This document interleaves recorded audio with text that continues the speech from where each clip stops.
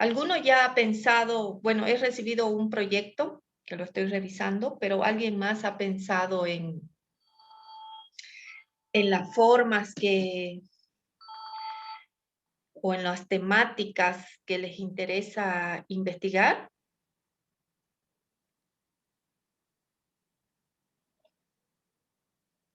Doctora, buenas noches. Buenas noches. Una consulta. Más o menos tengo una idea y no sé si está correcta A o es ver, muy trillada, ¿no? La idea de falta de límites, así muy en general, mm, de niños menores de 8 años después de la pandemia. ¿límites en qué sentido? Límites conductuales, porque veo que cuando han regresado después de a las clases semipresenciales, muchos ¿Ya? padres no han puesto control de límites a sus hijos. No sé si es muy trillado el tema, doctora, porque no obedecen, no hay normas, no obedecen consignas, hay mucho retraimiento también y están dispersos en su atención. Y bueno, eso más o menos, no sé si algo por ahí.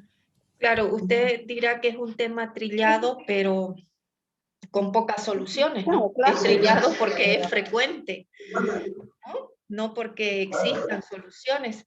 Cada vez menos los padres saben poner límites.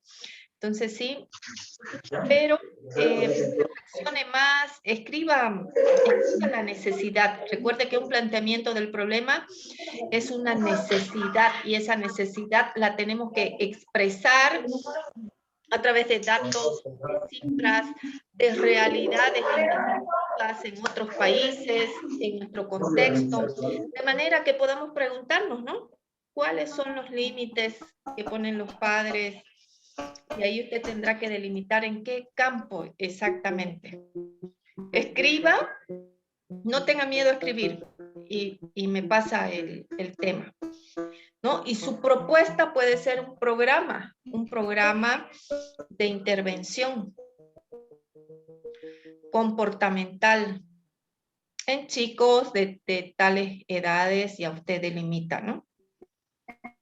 Sí, es interesante porque si ustedes analizan, nuestra vida cambió totalmente en esta época de pandemia, ¿no? A nivel de comportamiento, a nivel de afectos, a nivel de códigos, ¿no? Nosotros los latinos somos muy afectivos, sin embargo no podemos acercarnos, no podemos demostrar en muchas ocasiones nuestros afectos, y eso hace que también nuestra estructura afectiva tenga. Perdón, doctora, no Sí, se le oye bien. Tal vez a la colega Virginia Quispe le podríamos solicitar apagar su micrófono. sí, por favor, se escucha una fiesta en el fondo. Por favor, apaguemos los micrófonos mientras tanto, ¿no? Entonces, esta transformación que nosotros estamos viviendo, post pandemia, si es que podemos hablar de post, ¿no? Ha transformado todos nuestros códigos, nuestras formas de aprender, nuestras formas de interrelacionarnos, y es momento de volver a investigar comportamientos, investigar límites, para poder implementar acciones de intervención. Es buen tema, solo que hay que seguir meditando, seguir pensándolo. Eviten palabras subjetivas como falta, como mucho, como poco, ¿no? Es muy subjetivo. Lo que para mí puede ser mucho, para usted puede ser poco. Entonces, esas palabras subjetivas siempre hay que reemplazarlas por palabras neutrales. ¿Bien? Muchas Pero gracias, vayan, doctora.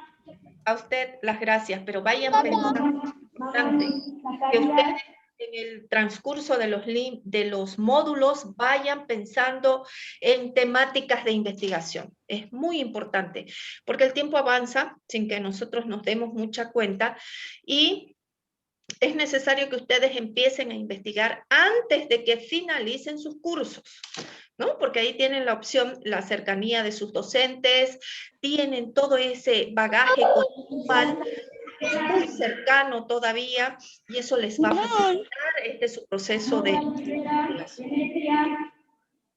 Bien, yo creo que ahora ya podemos empezar.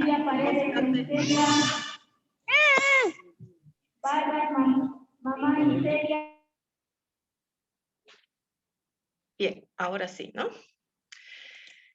Bien, entonces vamos a iniciar con nuestra tercera unidad que versa sobre la evaluación de instituciones que atienden las dificultades de aprendizaje y otras problemáticas, ¿no?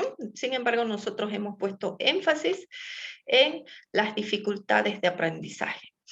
Hablar de evaluación es un mundo muy interesante, no obstante, es necesario que nosotros consideremos cuáles son las perspectivas básicas de los mecanismos de evaluación. En el mundo académico existen dos grandes enfoques evaluativos. Unos que son intrínsecos, que tienen que ver más con los conocimientos, con las innovaciones, con la atención a la diversidad, y los enfoques extrínsecos, que están más focalizados a la intervención y a la evaluación de productos. Perdón. Por ejemplo, la inserción laboral de los profesionales. Esos son valores extrínsecos. ¿Por qué? Porque versan sobre la realidad de un producto formado. En este caso, si tuviéramos que utilizar este enfoque para los chicos con dificultades de aprendizaje, tendríamos que evaluarlos después de que se han utilizado todos los recursos para integrarlos a nuestros sistemas. Entonces, el primer enfoque evaluativo, ¿no? Esta es una concepción epistemológica que nosotros tenemos que reflexionarlas, porque tenemos nosotros una cultura basada en la calidad como excepción, ¿cierto? Nos gusta las élites, nos gusta lo exclusivo, y a lo largo de la historia del sistema educativo es a lo que hemos atendido, ¿no? Si ustedes analizan el eslogan de muchos colegios, de muchas instituciones educativas, ¿no? Dice graduación por excelencia, la excelencia académica. Entonces nosotros tenemos el chip de la calidad desde esta perspectiva que es muy tradicional, ¿no? Esa excepción muchas veces hace que nosotros discriminemos a la diversidad. Si hay un chico que aprende más lento, es motivo, ¿no?, de eslogan y además de intentar acciones separatistas del grupo de compañeros, ¿no?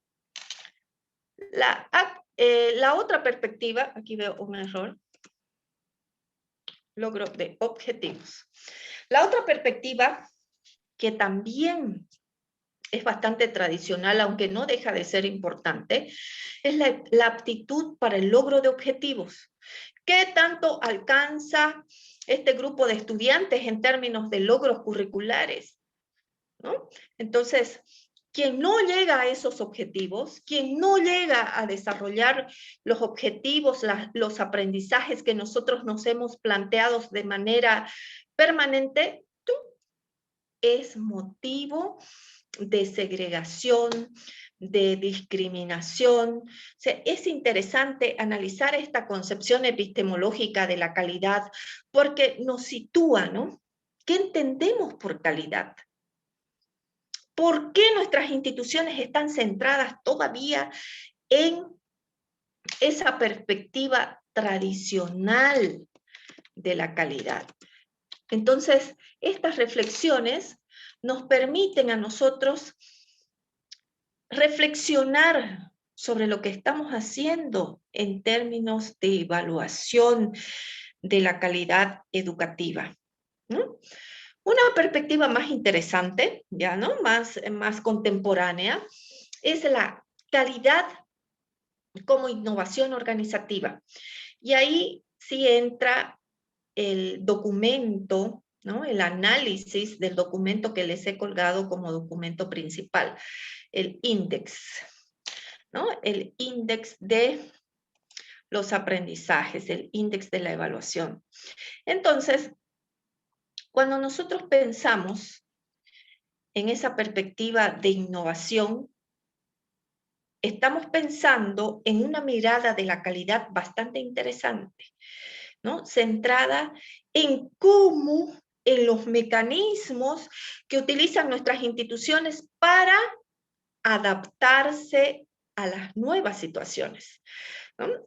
Entonces yo les decía, esta época de pandemia a nosotros nos ha generado una nueva situación afectiva, cognitiva, comunicacional, ¿no? Y por tanto, nuestras instituciones no se pueden quedar con la misma lógica. ¿Por qué? Porque la realidad está exigiendo otros mecanismos. ¿Qué innovaciones, por ejemplo, nosotros podemos tener en nuestro sistema educativo en este momento de pandemia? Les cedo la palabra, por favor.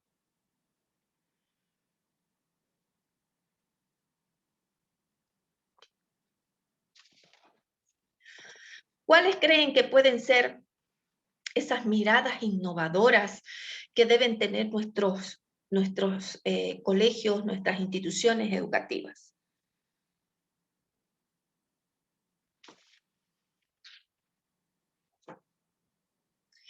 Aquí es importante, por ejemplo, poner normativas, ¿no?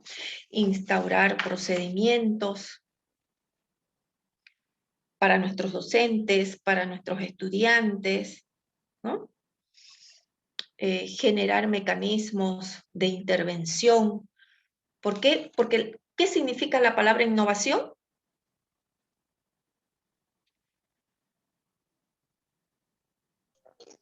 Mostrar algo nuevo. Exactamente, adaptarse a una situación nueva, ¿no? Y es lo que nosotros estamos viviendo. Por tanto, esta perspectiva de calidad basada en la innovación organizativa es una concepción epistemológica de la calidad totalmente contemporánea, porque nosotros debemos implementar normas, debemos implementar procedimientos, debemos implementar sistemas de acuerdo a esta nueva realidad. Por ejemplo, una innovación. Yo debería estar con ustedes pasando clases en el Alto, ¿cierto? Sin embargo, estoy en Santa Cruz y ustedes están en Sucre, en Cochabamba, en Tarija, en La Paz, ¿cierto? En Oruro, dijo. Ah, Oruro, ¿ves? Se me estaba olvidando. Potosí.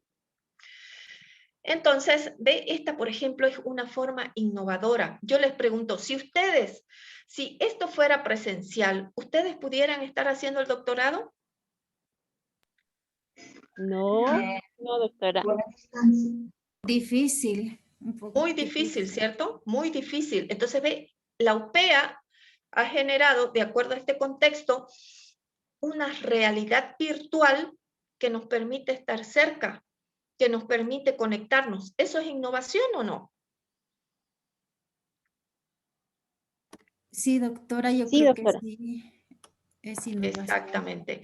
Entonces, de esta misma manera, nuestras instituciones deben generar acciones que les permitan a los estudiantes y a los docentes generar aprendizajes, ¿no? El fin último de la educación es estructurar en sus estudiantes, en sus participantes, una estructura cognitiva y afectiva que les permita desde determinadas acciones enfrentarse a una realidad, ¿no? Entonces, los sistemas, nuestras instituciones deben generar esas innovaciones. Puntualizo en este enfoque porque es un enfoque que nosotros debemos utilizarlo en la actualidad. Es un enfoque que nos va a permitir implantar normas, procedimientos y acciones que se adapten a estas nuevas necesidades. Otra perspectiva, la que yo defiendo mucho en relación a la evaluación de la calidad de nuestras instituciones, es la atención a la diversidad. Nuestras instituciones deben adaptarse a las necesidades de nuestros estudiantes, ¿no? Si existen determinados grupos que necesitan apoyo, démosles el apoyo. No nos centremos exclusivamente en planificaciones cerradas, porque las necesidades van surgiendo en la medida que el tiempo va pasando. Entonces, esta atención a la diversidad nos está diciendo, el mundo es diferente. Sus estudiantes son diferentes el uno del otro. Por tanto, es necesario generar mecanismos que nos permitan atender a esa diferencia. Generar procesos que nos permitan cierta flexibilidad, ¿no? Entonces, he ahí la genialidad que van a tener ustedes en un futuro muy próximo de generar esos procedimientos. Entonces, desde estas perspectivas ustedes van a investigar, ¿no? Porque es nuestra función como doctores, investigar, ¿no? Y luego implementar mecanismos, ¿no? Entonces, en el caso de la profesora que nos mencionaba, ¿no? Mi tema de tesis es el comportamiento y los límites. Bueno, por ejemplo, esa es una perspectiva innovadora. Será un tema trillado desde la bibliografía, pero poco intervenido en nuestro contexto. Entonces, la riqueza es bibliográfica, pero el conocimiento que se tenga sobre esa realidad va a hacer que nosotros podamos generar procesos innovadores, ¿no?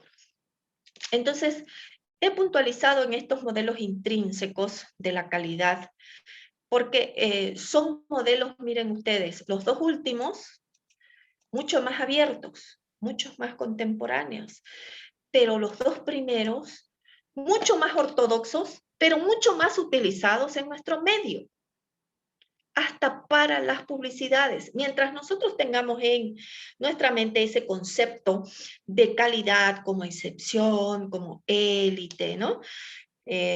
Mientras querramos que todos nuestros alumnos tengan los mismos logros, ¿no? Que tengan los mismos objetivos, mientras nosotros tengamos esa concepción de calidad y evaluemos nuestras instituciones bajo esa perspectiva, difícilmente vamos a adelantar en función de lo que es esa atención a la diversidad, ¿no?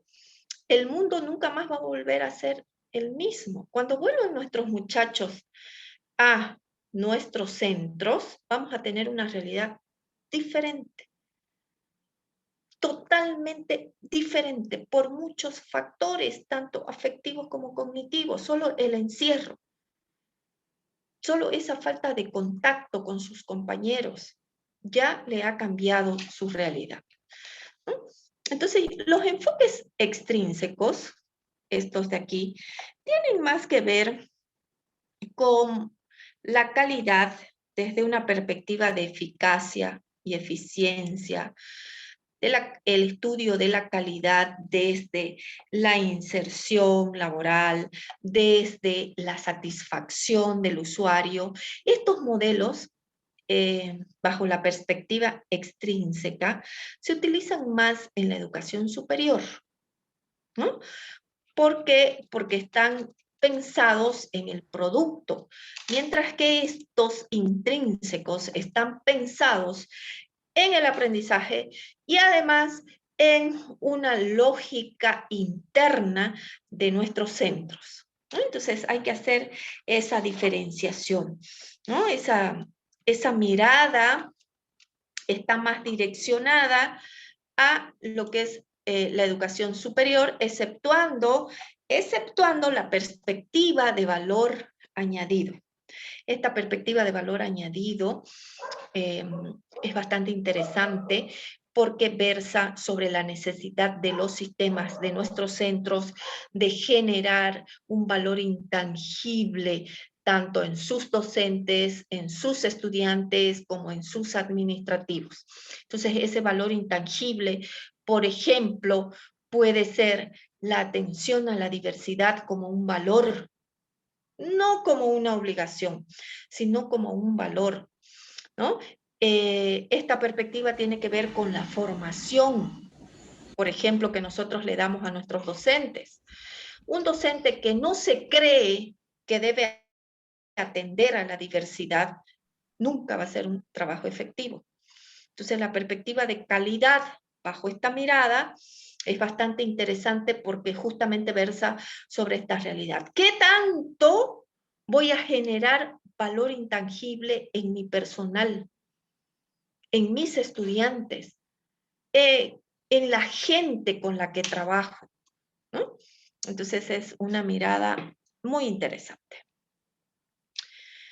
La calidad en el mundo entero se evalúa por dimensiones y por indicadores.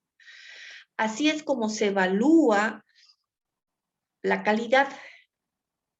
Entonces, cuando pensamos en una planificación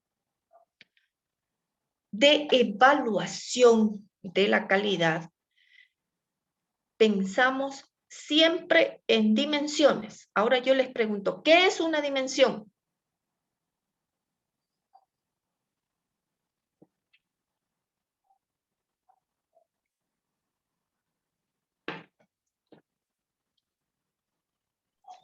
Vamos dando ideas. Un área determinada a evaluar, yo lo relaciono con el sistema educativo, la dimensión o las dimensiones que se ha estructurado en base al desarrollo humano, la dimensión Por del ejemplo, ser, saber, hacer y decidir. Considero por que es una ejemplo. parte elemental en la formación de la persona a nivel integral. Se me ocurre, doctor. Sí, excelente el ejemplo, excelente. Entonces, ese es un campo de análisis, ¿no? Ese campo de análisis está en función de nuestra concepción de calidad. Porque, ¿para qué evaluamos? Para valorar la calidad de nuestro sistema, ¿no? Entonces, nosotros como especialistas, como investigadores de la educación especial, tenemos que creer que la atención a la diversidad es una obligación dentro del sistema y tenemos que generar sistemas que nos permitan evidenciar que esa realidad existe. Así como existe una diversidad, existe un sistema que atiende esa diversidad, ¿no? Y eso es lo rico de nuestros sistemas, cada vez más heterogéneos. Y es esto lo que nosotros debemos atender. Entonces, cuando pensamos en esas dimensiones, tenemos que partir de la premisa de que la condición de calidad está en función de la innovación y de la atención a la diversidad. Entonces, esa planificación debe partir de esa idea, de esa base, para luego pensar en una metodología, ¿no? Entonces, cuando pensamos en esa planificación, debemos pensar en la estrategia.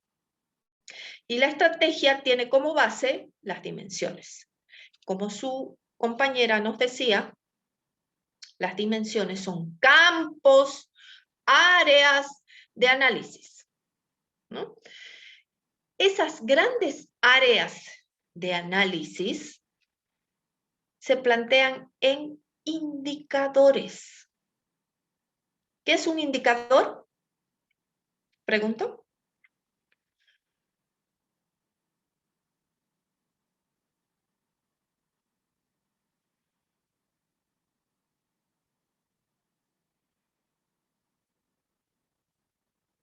A ver, vamos reflexionando.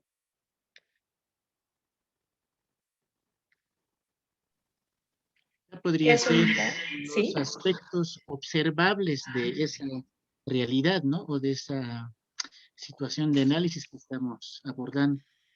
Efectivamente, como su nombre mismo dice. Gracias, profesor. Indica. Entonces, un indicador tiene que ser lo más concreto posible.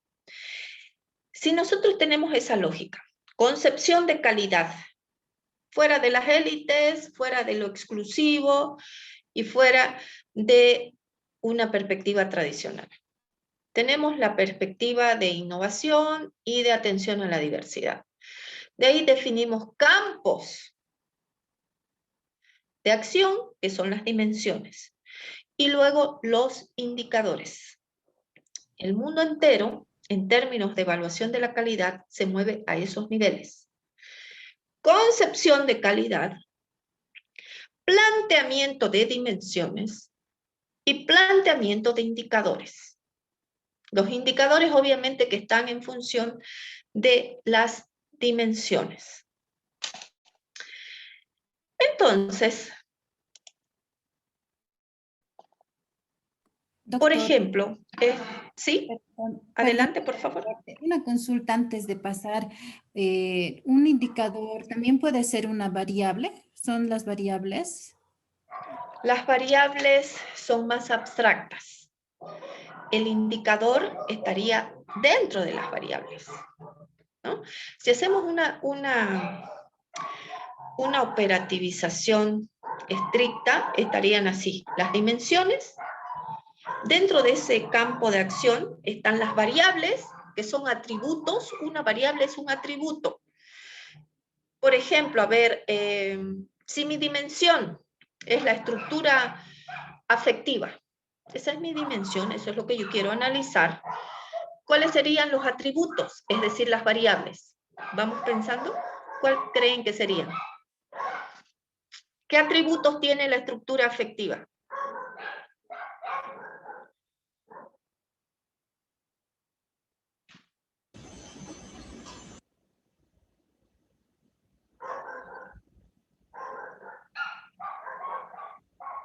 Pensemos. Por ejemplo, la estructura afectiva. Como variable puede tener la gestión de las emociones. Es un atributo. Es un atributo de esa estructura afectiva. El indicador. ¿Cómo yo sé que una persona gestiona sus emociones? Expresa lo que piensa, maneja sus enfados, por ejemplo. ¿Toma de decisiones? ¿Sí? Puede ser. Toma decisiones, sí. Una persona que tiene una gestión de sus emociones es una persona que sabe tomar decisiones. Efectivamente. Muy bien. ¿Qué más? ¿Qué otros indicadores? Emocionalmente inteligente. Ya, esa puede ser otra dimensión. La podemos plantear como otra dimensión, ¿no? ¿Y cuáles serían sus variables?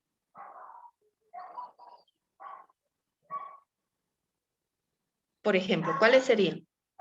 Vamos pensando, no tengamos miedo a equivocarnos. De esa manera vamos estructurando el pensamiento también, ¿no?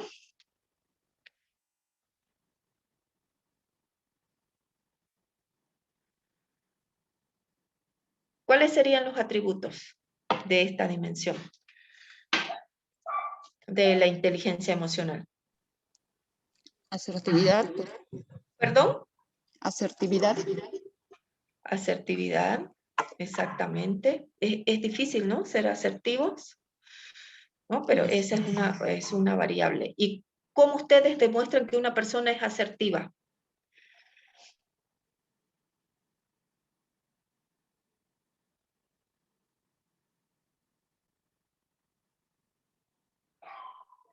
Con registros tal vez de observación.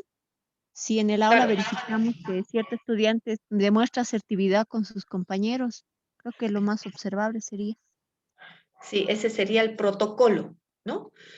Cuando nosotros ya empezamos a plantear los indicadores en listado y hacer un checklist, ya ese es el instrumento, el protocolo que nosotros vamos a utilizar para recolectar nuestros datos. Pero, ¿cuáles serían esos indicadores que nos dicen que hay una asertividad?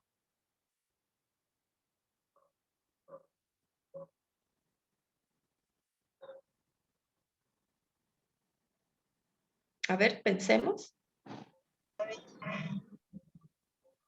¿Los grados, doctora? Los grados de...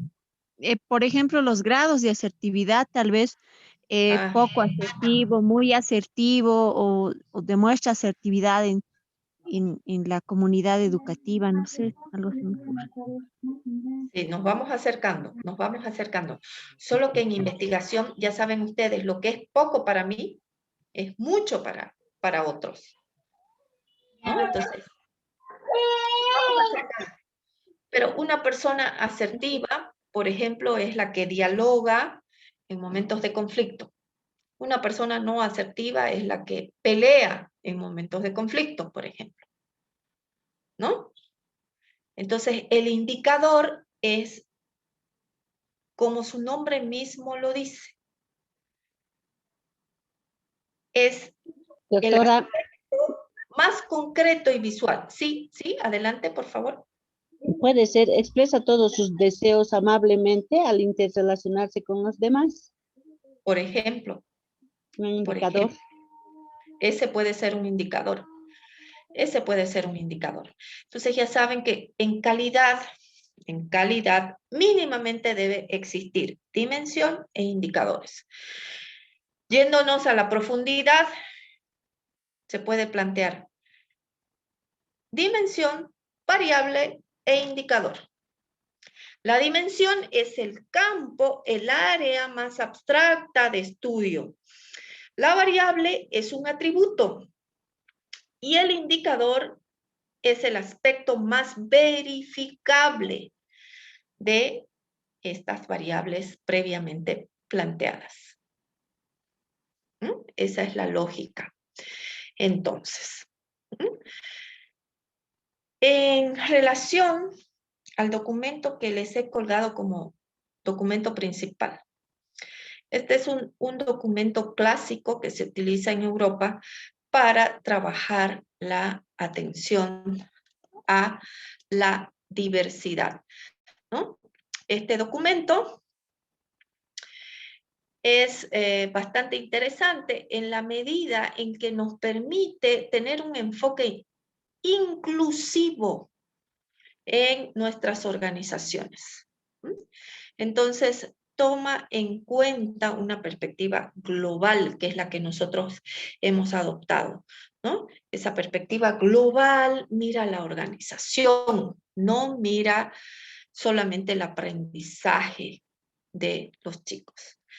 Y esta estructura, este documento que plantea el trabajo inclusivo, plantea 3 dimensiones que luego vamos a hacer un ejercicio para evaluarlas, ¿no?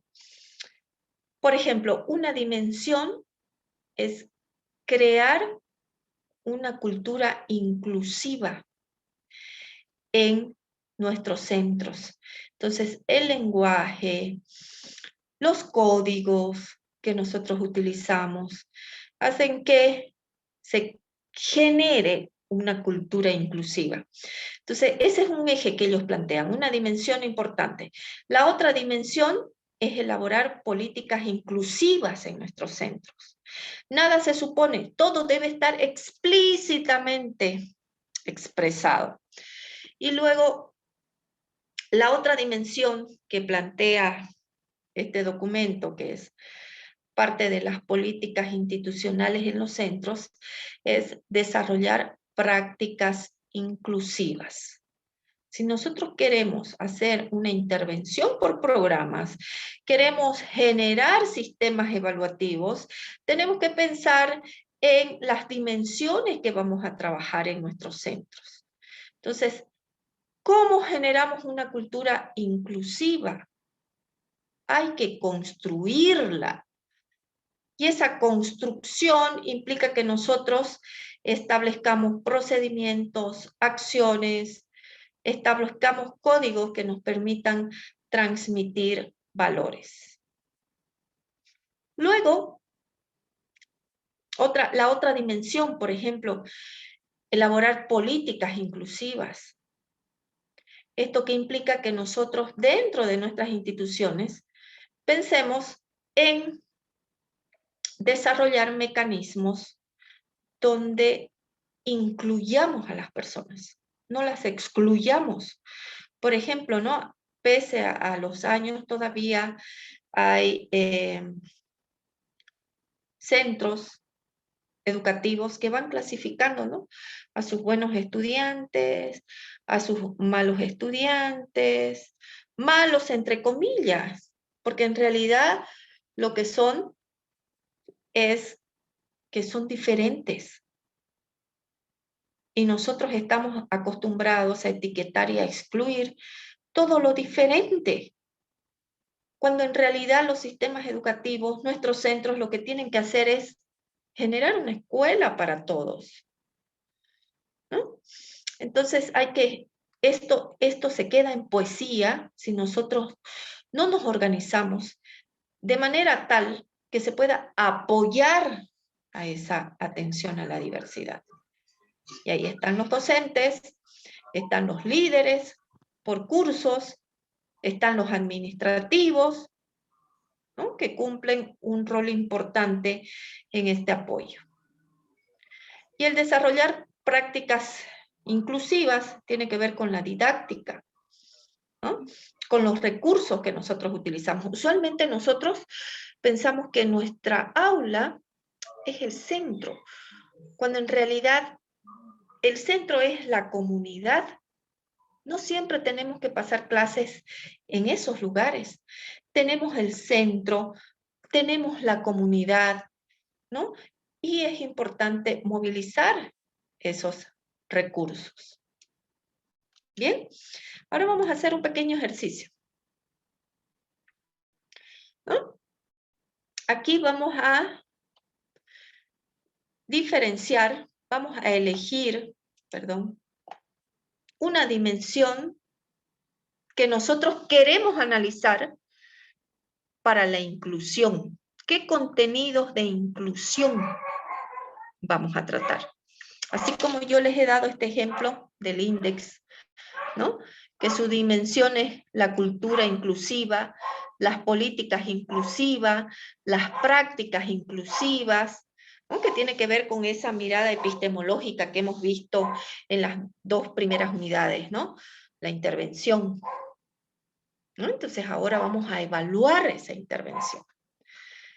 Entonces, de esta misma manera, ustedes elijan una dimensión, planteen indicadores de esa dimensión, planteen los protocolos. ¿Qué significan los protocolos? Ese checklist, ¿no? Que mencionaba su compañera hace un momento, donde nosotros vamos evidenciando, ¿no? Vamos anotando que ese indicador existe, ¿no? Y las evidencias. ¿Cómo nosotros vamos a recolectar las evidencias? Yo les voy a dar 10 minutitos para que cada uno piense. Y luego, de manera voluntaria, o a través de mi asignación, ustedes van exponiendo estas sus reflexiones. Recuerden ustedes que cuando nosotros queremos cambiar esa estructura organizativa, queremos innovar desde la calidad, hay que considerar la gradualidad. No es que nosotros hacemos así y aparece el cambio.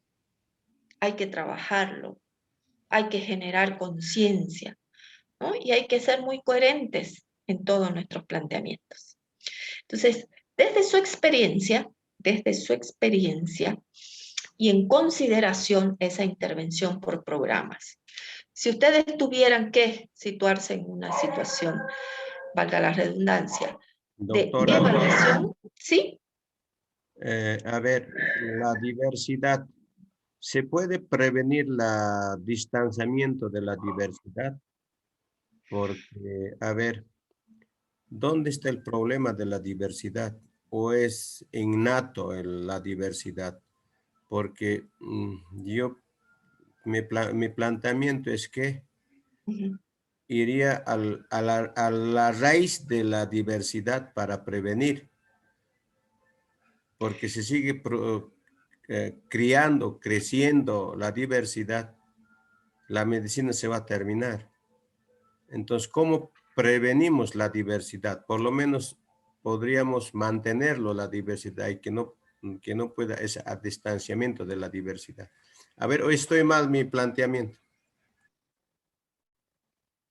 Es interesante su postura, ¿no? ¿Qué dicen los demás colegas? ¿Será que alguna vez va a desaparecer la diversidad?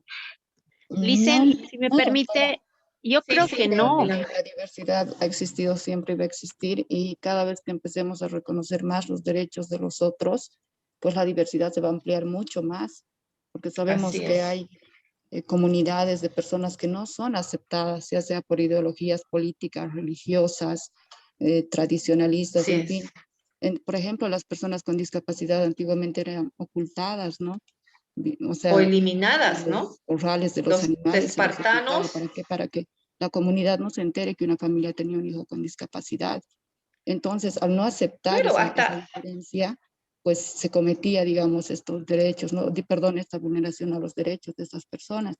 Entonces, así creo es. yo que cuando las personas erradiquemos de nosotros esa forma de querer ver todo por igual, a todos homogéneos, o sea, si no eres igual que mí, eres, o sea, al ser distinto, yo no te acepto, cuando se erradique eso, ya no vamos a hablar de diversidad, vamos a hablar de igualdad.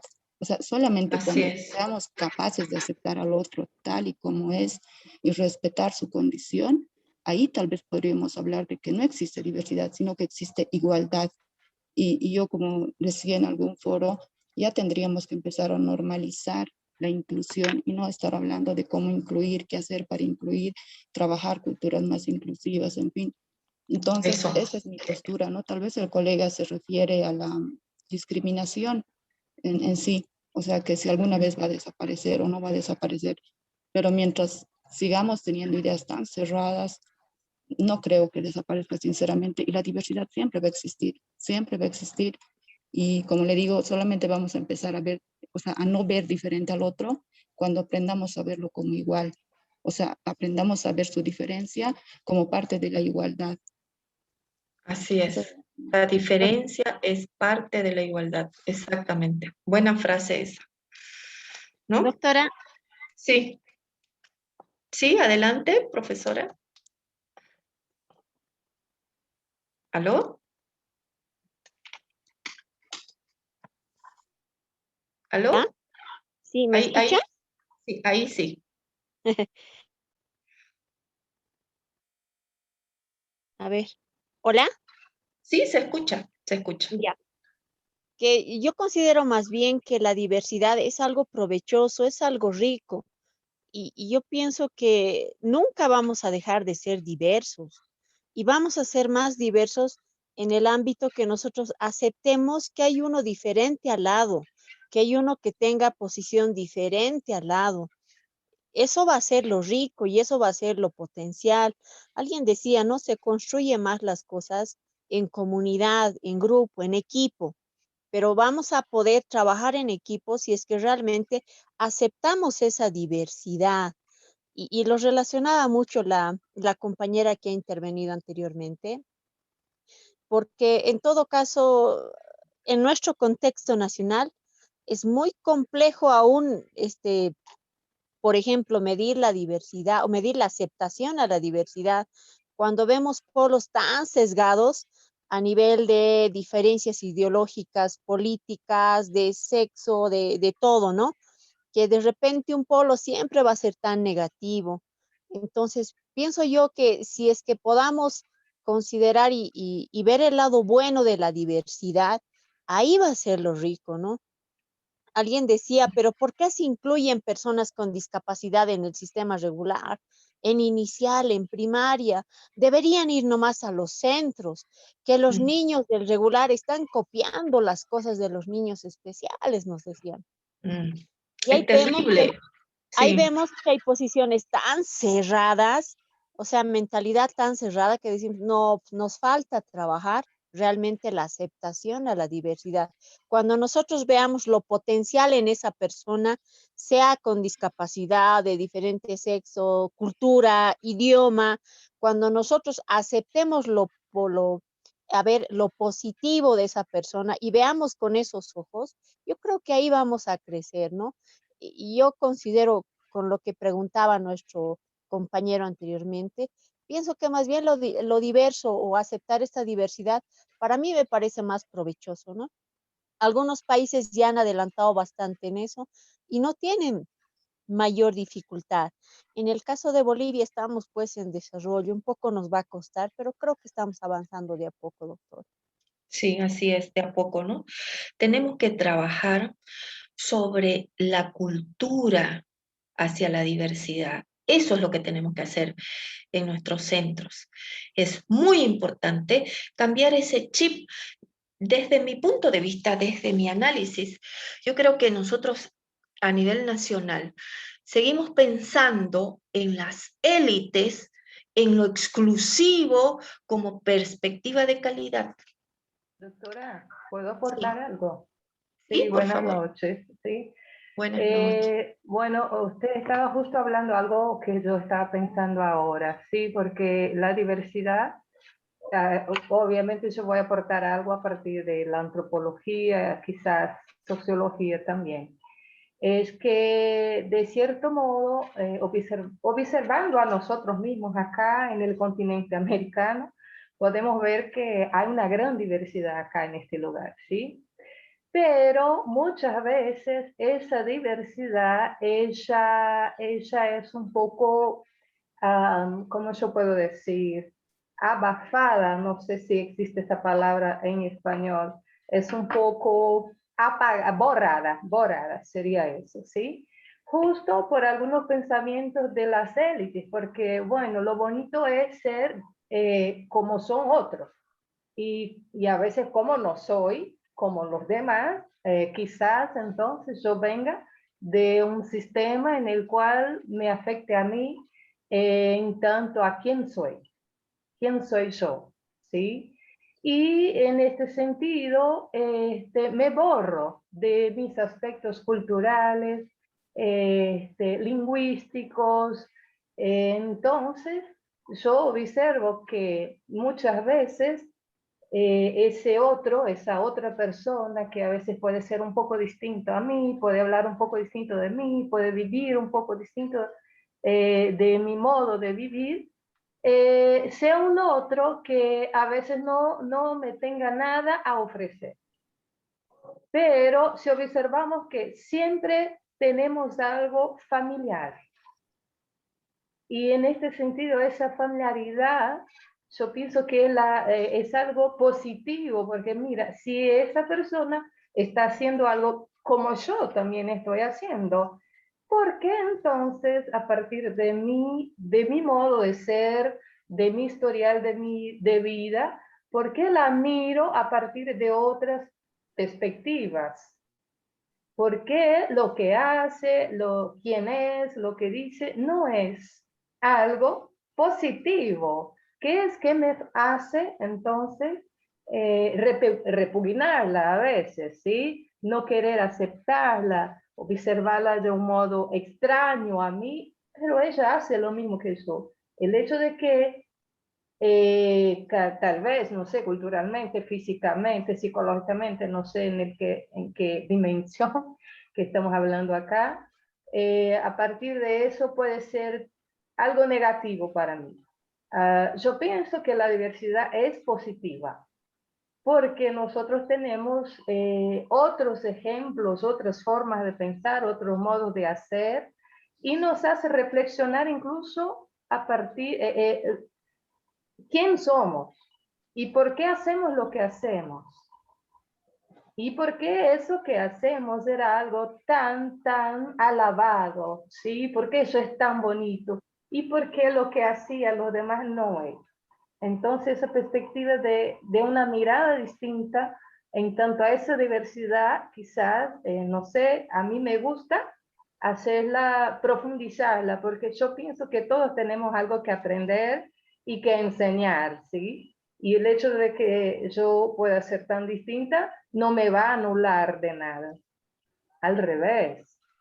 Entonces lo que estaba planteando el compañero me estaba haciendo pensar, mira, ¿cómo que puede ser la dimensión positiva o negativa? La diversidad, perdón, positiva o negativa. No sé, es una mirada que tengo que a mí me gusta el tema de la diversidad. El arco iris es diverso, ¿sí?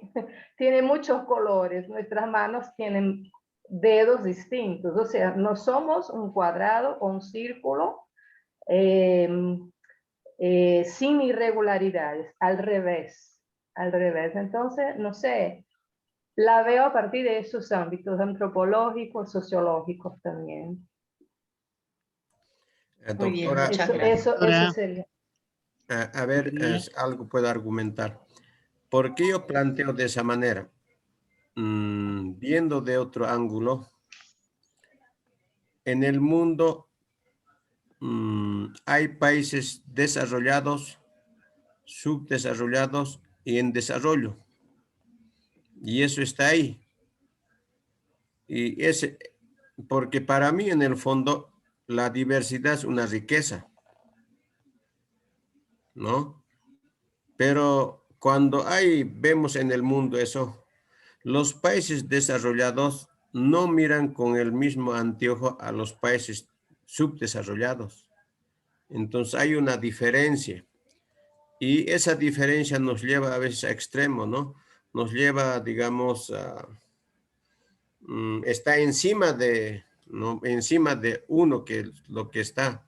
Entonces esa igualdad, no sé, yo quería llegar, digamos, ¿cuándo vamos a llegar a una igualdad de oportunidades, igualdad de, ¿no? Muchas igualdades.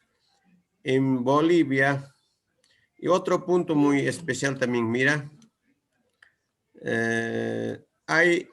hablando de educación especial, niños con problemas hay algunos hereditarios, evidentemente, hay algunos que son provocados también, ¿no? Que nacen con ese coeficiente intelectual baja.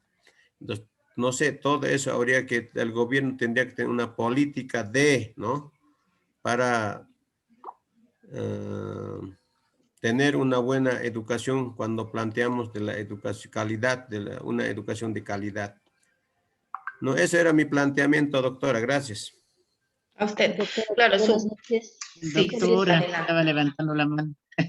Sí, por favor. Juan, primero, ¿no? El profesor Juan estaba levantando. Ah, ya. Joel. Adelante, por Sí. favor. Muy buenas noches.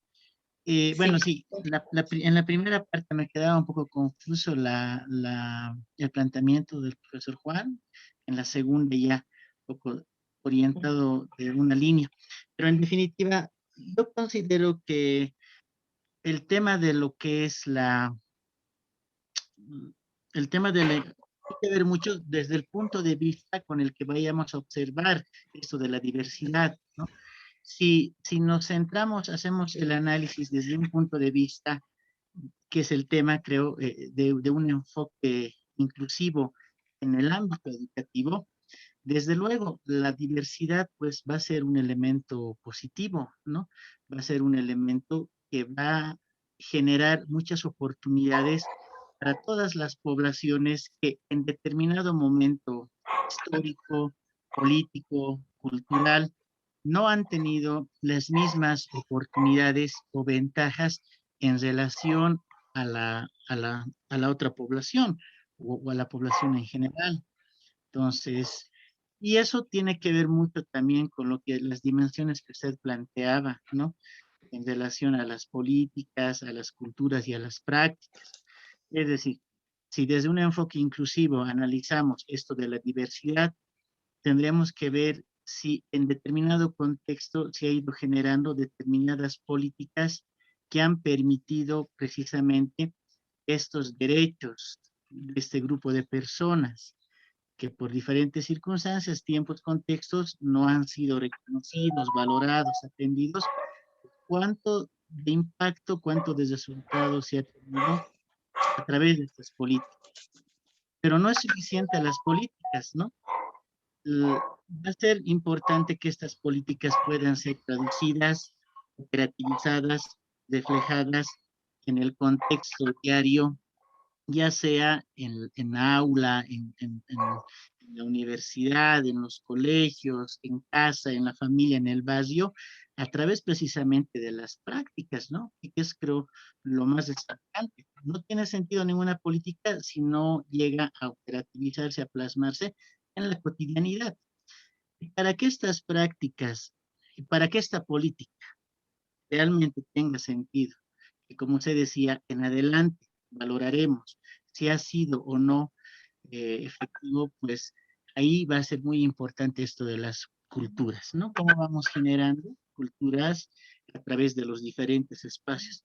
Desde esa mirada, creo que la, el tema de lo diverso va a ser siempre un elemento positivo, porque vamos a rescatar todas las particularidades que tiene el otro y cómo podemos relacionarnos, intercambiarnos a partir de las diferencias e igualdades que podemos tener. Ahora, ¿en qué circunstancias quizás no será visto positivamente esto de lo diverso? Cuando ya hablamos de planteamientos más generales, cuando no entramos en acuerdos comunes, ¿no? Creo que esto más que todo se observa en un ámbito político o en un ámbito cultural con una esencia bélica, y creo que las diversidades de posturas han permitido en la historia conflictos a gran escala, ¿no? Diferentes posiciones no han permitido llegar a un consenso. Entonces, desde esa mirada, desde luego, siempre se va a buscar una práctica, una idea común, igual, pero si analizamos desde este punto de vista, como les digo, inclusivo creo que es lo que estamos tocando, lo diverso siempre va a ser importante, pero en la idea de que siempre, al menos creo yo, siempre va a haber aspectos en los que no se va a conseguir lo ideal. Siempre va a haber espacios, realidades, eh, grupos a los cuales quizás estarán en desventaja por diferentes circunstancias. Creo que esa es la tarea que tendríamos como educadores, ¿no? Procurar que al menos diferentes espacios podamos generar una igualdad de condiciones, como decía el profesor. Así es, nuestro reto es muy grande, ¿no? Sí, excelente. Esa es la mirada, ¿no? Esa es un poco la lectura de la realidad. Bien, la profesora Norma. Al respecto, si hablamos de educación, el gran problema es que no aceptamos la diversidad. Si hablamos de educación, los programas, la metodología, las evaluaciones están hechos en base a un modelo de niño simplemente. Y lo que cuesta es aceptar que hay diversidad. O sea, la diversidad es lo más rico y natural del ser humano. O sea, yo no sé, yo no entiendo cuando quieren y hablan de igualdad. O sea, no puede haber igualdad porque cada persona es diferente a otra. No importa que sean parte de un grupo de personas, un grupo cultural, cada uno es diferente. Y lo que la sociedad, la educación, las políticas nos quieren hacer es encuadrarnos, encasillarnos en un solo molde. Y ese ha sido el gran problema de la educación durante tanto tiempo, ¿no? Los niños que tienen problemas en la escuela son los que son diferentes, simplemente, o sea, no son malos, no tenemos defectos. Yo, por ejemplo, me incluyo porque siempre he sido diferente y gracias a Dios he sido diferente porque gracias a mis diferencias yo he logrado muchas cosas positivas, ¿no? Y tener un concepto, una concepción del mundo diferente a los demás, ¿no? Y sobre oportunidades, lo mismo, o sea, ¿por qué queremos ser iguales? ¿Por qué nos empeñamos en que haya una igualdad? Porque nadie tiene la misma realidad. Y mientras nadie tenga la misma realidad, no va a haber igualdad.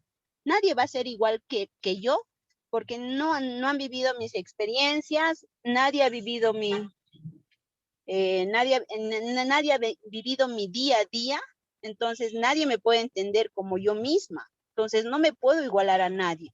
Y en educación ese es el gran problema, porque las personas, o sea, las autoridades, por ejemplo, lanzan contenidos pensando en un modelo de un boliviano que se quiere formar, ¿no?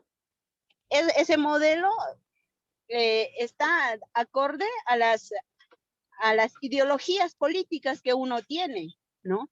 Y hay personas que pensamos diferente y esas personas somos excluidas, somos incluso discriminadas, ¿no? Porque tienes que pensar igual que el vecino, tienes que pensar igual que las autoridades que están en el momento, tienes que pensar igual que el profesor, porque si no piensas igual, eres un problema. Si no aprendes igual que los demás, eres un problema. El detalle es que si se acepta y se respeta la diversidad, las cosas cambiarían. Lo que nosotros tenemos que hacer es cambiar esa igualdad, romper con esa igualdad. La igualdad es lo que hace daño, porque el mundo está lleno de diversidad en todos. Nadie puede ser igual a nadie. Así es, sería un mundo irreal, ¿no? Y ahí está uno de los aspectos por los que la educación fracasa. No está diseñada para atender a una diversidad. Está pensada para establecer un mismo patrón de estudiante, un mismo patrón de acción, ¿no? Bien, hay otra persona que está levantando la mano. A ver, el profesor no logro distinguir, pero bueno, adelante, pueden opinar antes de que hagamos nuestro ejercicio. Doctora, buenas noches. Buenas noches, ¿cómo está? Bueno, quería comentar respecto a lo que estaban también mis compañeros interviniendo. Bueno, la verdad son enfoques muy grandes que se han manejado en la clase sobre, por ejemplo, muy grandes los conceptos de equidad, los conceptos de igualdad. O sea, son unos enfoques netamente muy grandes, personalmente, ¿no? Entonces, lo que refería, ¿no? En la consulta de un compañero y en función a eso salió muchas interrogantes y intervenciones, era respecto a la diversidad. Lastimosamente nos han enseñado a ver al otro como diferente. Eso llevamos desde la colonia con la extirpación de las idolatrías. Entonces nos han enseñado a pensar de un modo homogéneo.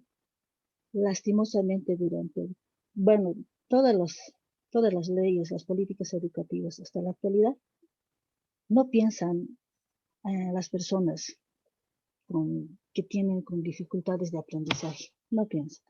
Entonces, también no busca también por una parte estas políticas educativas homogenizar. Por ejemplo, las alfabetizaciones ha sido otra forma de romper y homogenizar también en el fondo. Porque las diferencias tendrían que respetarse en lo cultural. Lo cultural está, ahí es donde se debe de atacar. Lo cultural es lo más valioso. De ahí nace la diversidad. Por ejemplo, hay cosas buenas y cosas malas en el aspecto cultural. Yo, por ejemplo, puedo ver en las provincias respecto a la educación especial que casi nada se ha avanzado. ¿Dónde es el mayor problema? Son los padres que ocultan si tienen algún hijo con capacidad diferente. Incluso yo he podido hacer un trabajo etnográfico de que a una niña lo han atado con soga y cadena, como una niña. Entonces, pasa esas realidades en la actualidad. En provincias generalmente no se ha llegado a intervenir, creo que en el área urbana sí, se está trabajando, van trabajando. Pero también he podido notar que en el área urbana quienes hay que trabajar son los padres. Son los padres que instan o dicen a los profesores que no esté ese niño, porque está ese niño que está aprendiendo, como una de las compañeras que intervenido está aprendiendo ciertos comportamientos del otro niño. O sea, son los padres, es la carga social, es la carga cultural que llevamos lastimosamente, que va a costar mucho y está costando muchísimo, muchísimo. Entonces, yo creo que tenemos que ampliar muchísimo las miradas, tener ciertas Sí, posturas. Entonces, correcto. ahí creo que va a ser un aporte muy grande desde este curso, que vamos a tratar de intervenir ciertas condiciones, ¿no? Porque es muy lamentable, pasa en la realidad y es más precaria en las provincias. No aceptan las mamás cuando un hijo tiene alguna discapacidad o tiene alguna dificultad en el aprendizaje, lo que he podido yo hacer. Trabajos etnográficos no aceptan las mamás. ¿Qué se Sí, puede es como si hacer? fuera una maldición para ellos. Eso, y atribuyen, como usted decía, doctora, a un problema, a una maldición, es que ha debido cometer algo los padres y por eso es un castigo. Entonces, un castigo incluso de más allá. Así atribuyen lastimosamente. Entonces, hay que trabajar muchísimo, muchísimo. Ahora, si nos han, como decimos de los compañeros, primero, segundo, tercer mundo, nos han etiquetado. Son etiquetas que nos han puesto y son formas de pensar, bueno, de países que nos tratan aún todavía de homogenizar. Todavía hay políticas que nos tratan de homogenizar. No somos todos iguales. Bolivia es un país diverso. Tenemos más de 36 pueblos indígenas. El Brasil tiene muchísimo, más de 300. Nosotros con 30 y tantos no estamos peleando.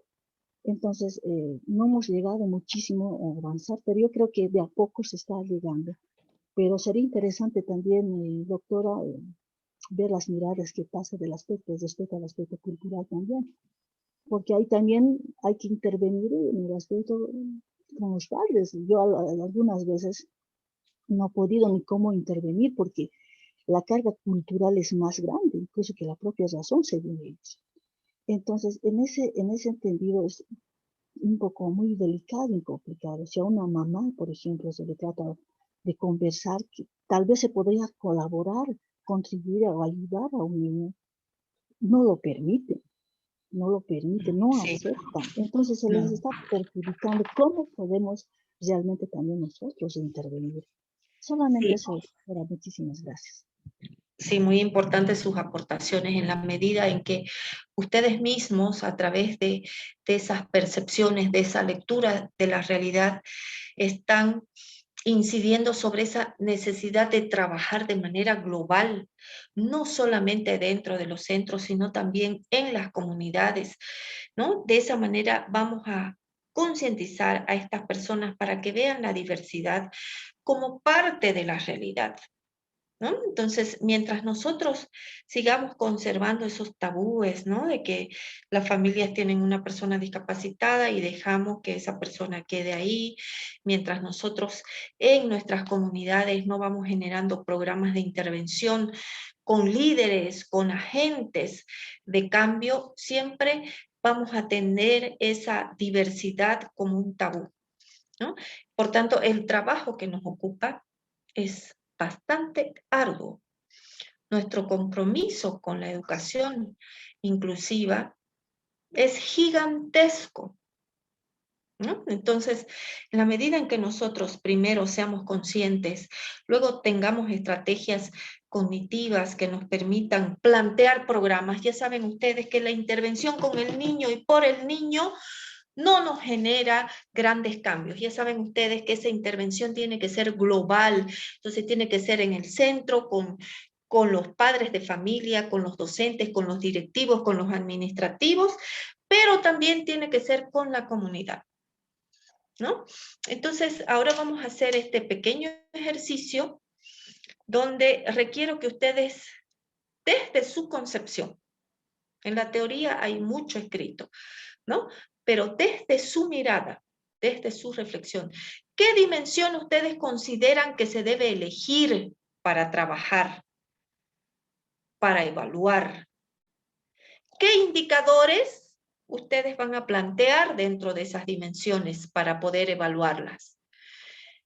¿Qué protocolos, es decir, qué instrumentos, cómo van a recolectar ustedes información y evidencias de ese análisis de la dimensión que van a trabajar?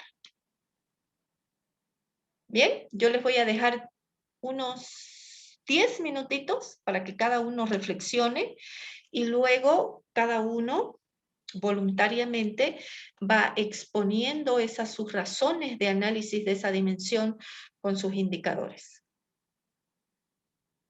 Importante este ejercicio porque vamos a poder compartir experiencias, que es lo más rico de estas sesiones, ¿no? Poder escuchar esa diversidad de análisis. Bien, entonces a la 25 empezamos nuestro debate, ¿le parece? A la y media. A la y media. ¿Ya? Ya, bien. Entonces, adelante.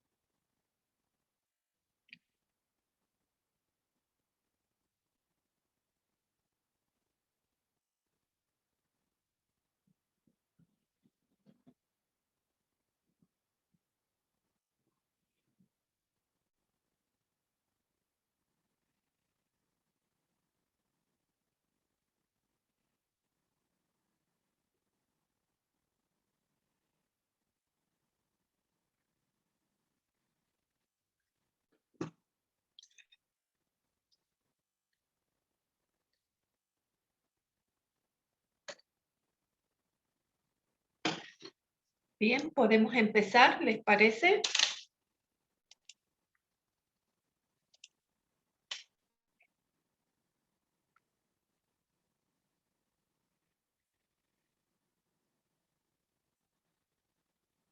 ¿Voluntarios?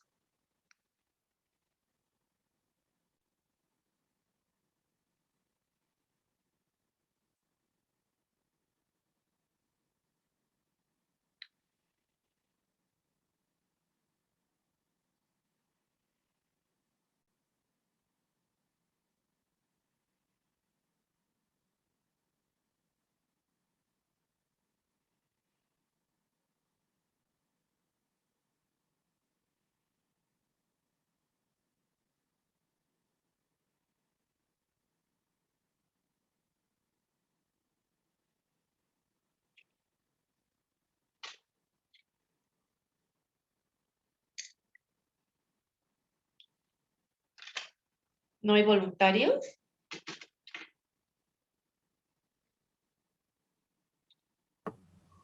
Doctora, ¿podría empezar yo? Sí, por favor. Bueno, no sé si está bien, pero me animo a compartirla. En las dimensiones he puesto, bueno, elegí lo que es desarrollar prácticas inclusivas. En los indicadores, de acuerdo a esta dimensión, puse material informativo diversificado. Luego, material de trabajo variado. Después, participación de la familia. Y por último, colaboración de los estudiantes. En cuanto a protocolos, puse, bueno, desde mi profesión como psicóloga, vi conveniente realizar una entrevista, análisis de caso y aplicar pruebas de desarrollo. A eso sumé otro instrumento que dentro de nuestro espacio laboral estamos elaborando, que es un plan de contingencia, que está en relación a la pandemia, ¿no?, que estamos atravesando, porque nosotros trabajamos en el hospital. Entonces necesitamos tener un plan de contingencia adecuado a nuestro contexto y eso es el instrumento que estamos elaborando para poder intervenir los casos en función a la dimensión que elegí. Y por último, en evidencias, bueno, no sé si está bien, puse, por ejemplo, una evidencia del instrumento entrevista es la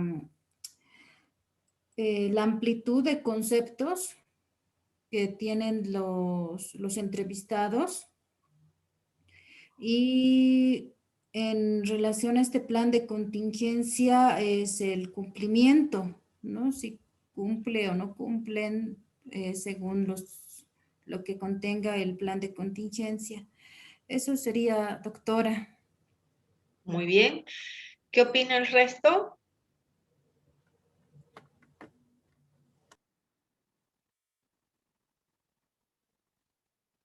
Bueno, si ustedes analizan, ahí hay una secuencia, ¿no?, entre la dimensión, cómo va a evidenciar la recolección de datos, la elaboración de protocolos. Entonces, si nosotros vamos agrupando 2, 3, 4 dimensiones, ¿qué estamos haciendo? Plantear una intervención. Y con los indicadores, con las evidencias, con los protocolos, ¿qué es lo que estamos haciendo? Evaluando esa intervención. Entonces, si nosotros estamos partiendo de una atención a la diversidad, es necesario generar desde parámetros de evaluación de la calidad, desde qué mirada vamos a plantear esa intervención y por tanto esa evaluación. En este caso, el planteamiento que hace su compañera está totalmente de acuerdo con el planteamiento de calidad en función de la atención a la diversidad. Muy bien, muchas gracias. La profesora Norma. Gracias, doctora. A usted, a usted. Muchas gracias.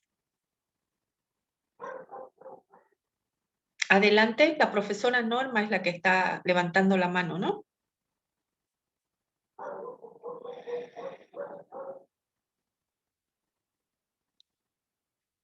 Adelante, por favor. ¿Otra persona? Dice, doctora. Sí, adelante, adelante. Bien, yo había querido ejemplificar tal vez con lo que usted nos había solicitado, tal vez en la dimensión atención a la diversidad, en los indicadores, o en el indicador de gestión gestión en la inclusión educativa, el protocolo que se ha visto poder aplicar es la entrevista. Obviamente que después derivará en un plan de contingencia, como usted decía, o la compañera. La evidencia, bueno, se va a mostrar a través de un informe o también puede ser un ensayo, un artículo que se pueda publicar a través de todo el desarrollo de la aplicación, ¿no? Y algo que me puse como pregunta y usted me ayudaría a evidenciar si es correcto, ¿no? En lo que viene a ser políticas educativas, en el instrumento de entrevista, ¿no? ¿En qué medida se aplicará? ¿En qué medida se aplicaron adaptaciones de acceso en la institución para la atención a personas con discapacidad, como, entre paréntesis, ¿no? Barandas, letreros, ramplas, apoyo de intérpretes, señalética, etcétera, ¿no? Eso es la estructura. Y el Sí. grado como tal, de manera general, en parte o en una determinada parte de la infraestructura, no se aplicó ninguna o el último desconozco el tema, ¿no? Y algo que también me llamó la atención en el análisis, ¿no? Otra de las preguntas que se me ocurrió es, después de la gestión escolar o la gestión institucional, ¿se pudo evaluar acciones inclusivas de manera tangible en la comunidad?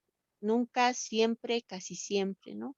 O para motivar en todo caso la aplicación de acciones que promuevan la inclusión, se desarrollaron actividades que promuevan la inclusión en la comunidad para apoyar la diversidad de repente, ¿no? Y también con los mismos indicadores. Entonces, esta información para mí es necesaria de tenerla a mano, ¿no? En cada gestión educativa, tanto los procesos de sensibilización como concienciación, considero que no deben ser, ¿qué le digo?, cuantificables, ¿no? Son más de desarrollo, de proceso, y no bastaría uno o dos procesos de, si vale el término, de medición de la inclusión educativa, tal vez realizar al inicio, durante y al final, para hacernos recuerdo a todos los que somos parte de la comunidad educativa que debemos seguir trabajando con el proceso inclusivo. Me llamó bastante la atención una anterior intervención que hizo una de nuestras compañeras, ¿no? El sistema educativo de alguna manera sigue siendo sesgado, sigue midiendo con la baranda a todos nuestros estudiantes. Y yo me acuerdo un proceso que ha venido desarrollándose en el sistema regular, ha habido un proceso de medición de la calidad educativa. Y llega a un aula donde la maestra tenía una niña con parálisis cerebral y tenía un niño autista, ¿no? Junto con los otros 20 y tantos estudiantes. La prueba era muy estandarizada, ¿no? Para el área de matemáticas había ejercicios. En otra de las aulas había una niña que estaba con baja visión, que muy poco podía ver, ¿no? Usaba unos lentes de buen tamaño.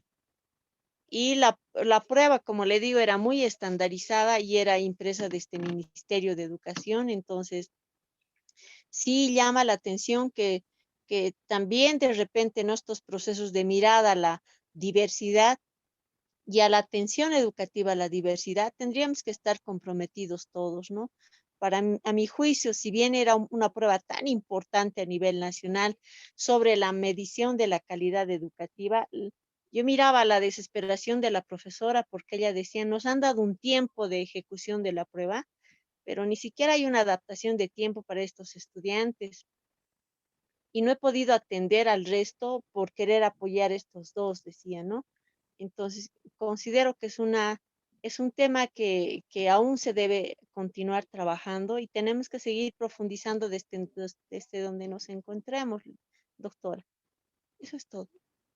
Excelente la reflexión. No obstante, aconsejo que en el momento de plantear indicadores, sean indicadores bien concretos, bien evidenciables. La gestión educativa es todavía muy abstracta. En la gestión educativa puede estar una parte dimensionada desde lo académico, desde lo administrativo, desde la extensión. Entonces, cuando pensemos en indicadores, pensemos en aspectos que nos van a poder evidenciar ese análisis de la dimensión. No obstante, como reflexión, excelente, muy bien, es esta la reflexión que nos tiene que llevar a pensar en elaborar programas de intervención, ¿no? En que esos programas de intervención sean evaluados y en función de esa evaluación plantear una mejora. La función última de la evaluación es esta, plantear una mejora. Una importante reflexión que realizaba nuestra compañera está en función de los momentos que se debe evaluar. Se pueden evaluar diferentes dimensiones en 3 momentos: antes, durante y después. Entonces, este aspecto es muy importante de destacar. Muy bien, muchas gracias. ¿Otra persona?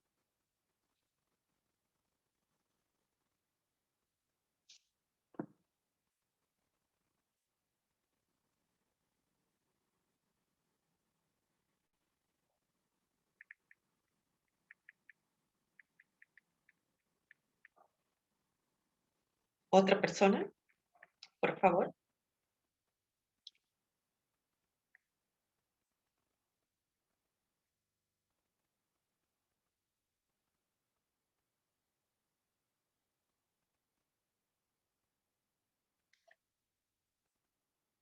Doctora, quería hacer una consulta antes de que intervenga quizá otra persona. Tal Sí. vez un ejemplo para aclarar un poquito más la diferencia entre indicadores y evidencias. Me resulta un poquito complicado llegar a hacer esa parte. Gracias. Sí. Las evidencias que se plantean en la última casilla están en función de los protocolos, ¿no? La evidencia de sus protocolos pueden ser sus entrevistas, sus estudios de caso, ¿no? Esa última casilla tiene esa secuencia. Porque usted, cuando le hacen auditoría, cuando le hacen evaluación de su gestión, usted tiene que demostrar toda esta su lógica de intervención en función de evidencias, ¿no? Cómo usted recolectó sus datos, ¿no? ¿Qué sistemas utilizó? Entonces, a esto hace referencia. Muchas gracias, doctora. A usted, a usted.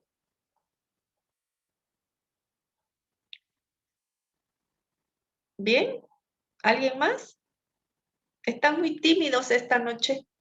¿Qué ha acontecido? Doctora, a ver, me gustaría participar, pero no sé si logré el intento, ¿sí? De hacer la actividad. Claro, sí, sí. Acá yo estaba pensando en el tema de la ansiedad antes de los días de exámenes para los muchachos y muchachas que tienen TDAH, ¿sí? Entonces, me gustaría saber si cómo esa ansiedad, ella puede afectar el rendimiento de sus alumnos. Ajá.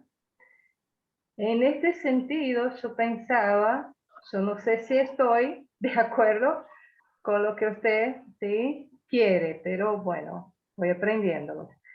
Y entonces estaba pensando como protocolo de hacer como cuestionarios antes, que yo los aplicaría antes del examen, y después, y también evaluar el propio examen.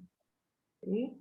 O sea, 3 herramientas, una que me dan una noción de cómo va ese rendimiento y además de eso hacer como un grupo focal con los padres para entender cómo se da esa ansiedad en la casa.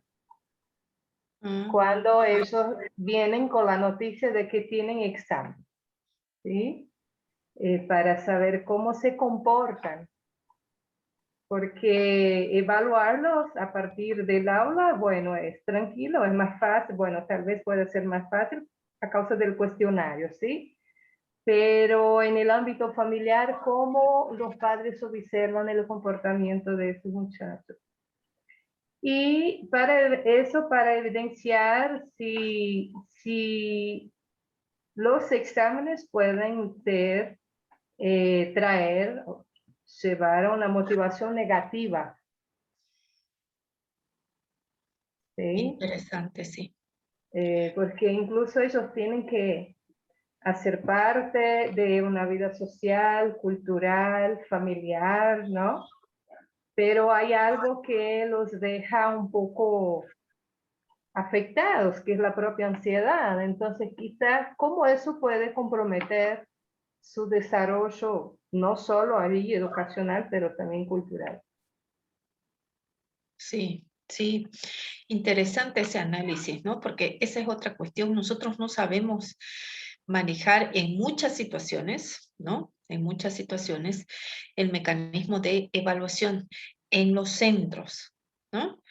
También es parte importante para tratar la afectividad de nuestros chicos que tienen algunos problemas en particular. Muy bien, entonces su dimensión aquí sería el manejo de la ansiedad en momentos de exámenes. Sí, eso sería. El indicador sería manifestaciones de comportamientos específicos,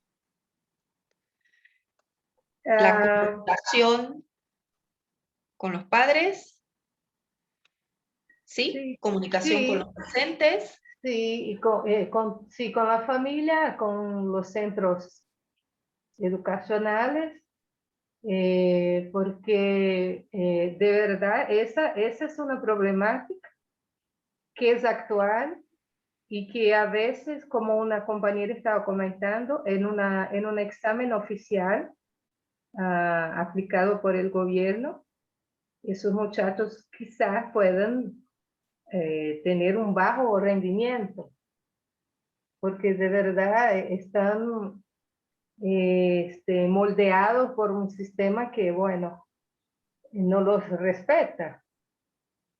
Entonces, ¿cómo eso puede afectar? ¿Cómo la familia y la escuela puede contribuir para construir esa información sobre su comportamiento? Así es. Muchas veces las emociones nosotros no las tratamos institucionalmente, no intervenimos a nivel emocional, ¿no? Esto porque tiene que ver un poco con la cultura, ¿no? De que muchas veces establecemos ese código de que la manifestación de las emociones puede ser una demostración de debilidad, ¿no? Entonces tiene que ver con nuestros códigos culturales y efectivamente en nuestras unidades educativas son pocas las intervenciones a nivel emocional que existen, ¿no? Nosotros no educamos emocionalmente a los niños. Entonces, esta es una emergencia dentro del sistema. Podría ser un tema de tesis inclusive, ¿no? Con el propósito justamente de generar programas de intervención. Muy bien, muy bien. Entonces, como ustedes analizan... Muchas gracias. A usted. Se trata de ir construyendo desde esa nuestra experticia, desde nuestra reflexión, establecer dimensiones dentro de nuestras instituciones y trabajarlas. Lo más importante es lograr esa transición, ¿no? De que nuestra gente, entendiendo como docentes, administrativos, directivos, padres de familia, estudiantes, entiendan de que esa diversidad no es una situación fuera de lo normal, de que ese apoyo al otro tiene que ser parte de el accionar de nuestras instituciones. Entonces, de esa manera, planteamos dimensiones contextualizadas a necesidades y aplicadas en función de esas necesidades. Y para eso necesitamos gente preparada, ¿no? Que dirijan esas acciones. Muy bien, buenas reflexiones. ¿Alguien más? ¿Alguien más se anima?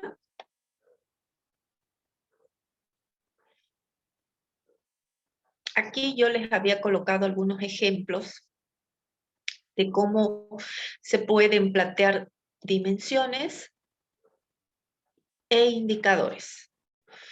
En este caso, por ejemplo, crear cultura inclusiva. ¿Cómo lo hacemos? Generar actividades que promuevan el apoyo entre estudiantes, generar acciones que permitan que los docentes se colaboren,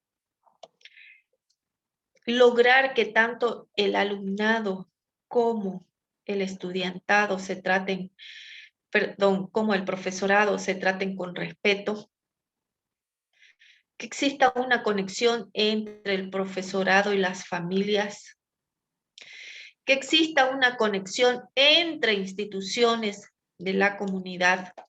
Hace unos años elaborábamos un modelo de educación, ¿no? Y en ese modelo de intervención educativa hacia la diversidad, se planteaba, ¿no?, que instituciones importantes dentro de la comunidad, como la radio, la iglesia, la escuela secundaria que existen en las comunidades, se unan en función de un propósito, ¿no? Y cuando todos hablan de esas diferencias como parte de una normalidad, la gente va asimilándolo de esa manera. Entonces, cuando querramos generar cultura inclusiva, no solo tenemos que pensar en nuestro centro, sino también en la comunidad, ¿no? Otro ejemplo, elaborar políticas inclusivas. Aquí es importante que nosotros pensemos en personas correctas para la promoción de una escuela inclusiva. Entonces, los nombramientos de las personas líderes, ¿no?, porque es importante tener líderes dentro de cada dimensión, sean las personas correctas, ¿no?, las personas que realmente tienen actitudes, aptitudes para ocupar esos liderazgos, ¿no?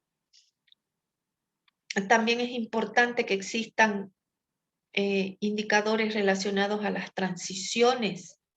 Cuando llega un nuevo docente hay que capacitarlo, hay que informarlo, hay que empaparlo de esa cultura de la diversidad. Es importante que demostremos que estamos generando políticas inclusivas, como atendiendo a los chicos de las zonas pertenecientes a cada unidad educativa. ¿no? Luego, otra política inclusiva es la que mencionaba en algún momento su compañera, nuestra colega, donde decía, ¿no? Es necesario que existan señaléticas, es necesario que exista acceso, y es lo básico. Si nuestras escuelas no tienen acceso para personas diferentes, ¿cómo pretendemos atender a la diversidad? Entonces, ese concepto nosotros tenemos que impregnarlo en la estructura, en la gestión, en las acciones que vamos haciendo en todos nuestros centros. ¿No? Otra dimensión, desarrollar prácticas inclusivas. ¿No? Esto significa dirigir procesos de aprendizaje. ¿No? Entonces, ¿qué indicadores se pueden plantear dirigido al proceso de aprendizaje? Operativizar didácticamente las diferentes unidades de manera que tengan acceso estas personas que aprenden de otra manera, que pueden aprender inclusive más lento o que pueden aprender más rápido. Entonces, esa didáctica hace la diferencia. ¿No? Permite la accesibilidad del aprendizaje, contribuye a una mayor comprensión de esa realidad. ¿No? Si nosotros no generamos estas acciones didácticas, ¿no? Donde los chicos vean esa diversidad, nunca vamos a lograr que ese niño vea al otro diferente como alguien similar a él, respetando sus diferencias. ¿No? Otro aspecto importante que también mencionaba su compañera, el saber evaluar es muy importante. Si no sabemos evaluar, generamos ansiedad. Dimensionamos la ansiedad de tal manera que no nos permite avanzar. Entonces, estas son las prácticas inclusivas, donde no solo se maneja la didáctica en términos de acción y dinámica dentro de la clase, sino también que se maneja la evaluación como mecanismo de mejora, no como mecanismo punitivo. Entonces, este ejercicio nos pone en evidencia, ¿no? Que ese proceso INDEX que se ha planteado en Europa nos sirve como referente para justamente analizar cuáles son esas dimensiones que se adaptan a nuestro contexto, cuáles son estas otras dimensiones que favorecen esta atención a la diversidad. Entonces, es importante que cuando pensemos en el inicio de una intervención, de una evaluación, pensemos en que deben establecer recursos humanos que permitan una coordinación, que permitan trabajar sobre la sensibilización de estos aspectos, ¿no? En conjunto debemos plantear dimensiones e indicadores que ya de por sí nos permitan trabajar colaborativamente en nuestros centros. Sin embargo, hay que evaluar. Por eso se acude a lo que es la investigación-acción, ¿no? Recolectamos datos, formamos, planteamos mejora.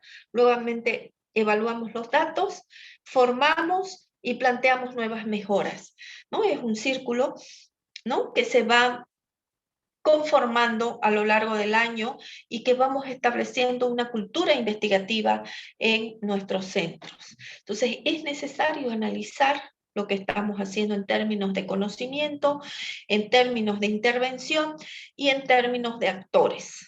Por tanto, puede ser objeto de análisis y de evaluación la intervención, el conocimiento, el conjunto de acciones de nuestros docentes, de nuestros estudiantes y de los padres de familia. Entonces, ¿con qué propósito hacemos ese análisis? Con el propósito de plantear una nueva mejora, introducir nuevos elementos hacia la mejora. No debemos esperar un año para evaluar. Cada 3 meses, cada 6 meses, hay que evaluar para poder plantear mejoras. Entonces, esto nos va a permitir revisar el trabajo y nuevamente plantear procesos. procesos dirigidos a la mejora. Muy bien. Entonces, hasta aquí vamos a llegar, ¿no? Esta es la lógica de la evaluación. Ya saben ustedes que cuando evaluamos a nivel de centro, primero nos situamos en la concepción de calidad. ¿Qué concepción de calidad vamos a adoptar? En función de esa concepción, planteamos indicadores, ¿no? Planteamos dimensiones de intervención, ¿no? Y luego nos establecemos una lógica de recolección de datos que nos permita todo el tiempo evaluar y mejorar. Muy bien. Entonces, si tienen alguna reflexión, algún análisis que quieran realizar, es el momento. Caso contrario, dejamos, como dicen los alemanes, dejamos dormir esta sesión y el jueves, a través de las consultas, ustedes van emitiendo sus opiniones, reflexiones y dudas.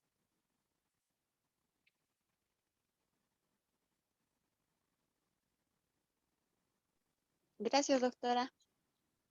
A ustedes las gracias. Entonces el jueves nos volvemos a comunicar. Muy bien. Gracias, doctora. Buenas noches. Pasen buenas noches ustedes también. Un saludo. Que estén bien. Gracias. Igualmente, buenas noches, doctora. Buenas noches, buenas noches. Gracias, buenas noches, buena semana.